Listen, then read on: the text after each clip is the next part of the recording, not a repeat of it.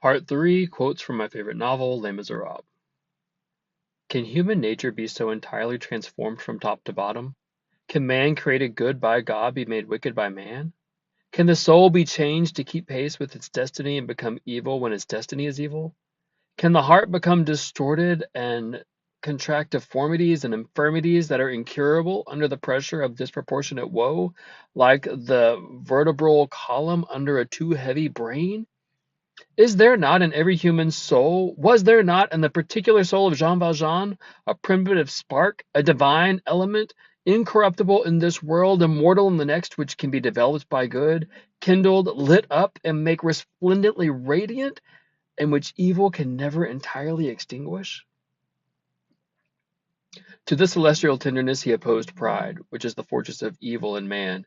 He felt dimly that the pardon of this priest was the hardest assault and the most formidable attack that he had yet sustained, that his hardness of heart would be complete if it resisted this kindness, that if he yielded he must renounce that hatred with which the acts of other men had for so many years filled his soul, and in which he found satisfaction, that this time he must conquer or be conquered.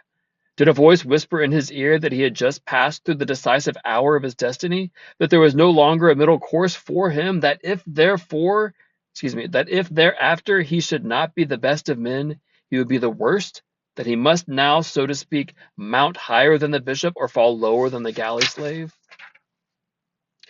Being just out of this misshapen and gloomy thing which is called the galleys, the bishop had hurt his soul as a too vivid light would have hurt his eyes on coming out of the dark.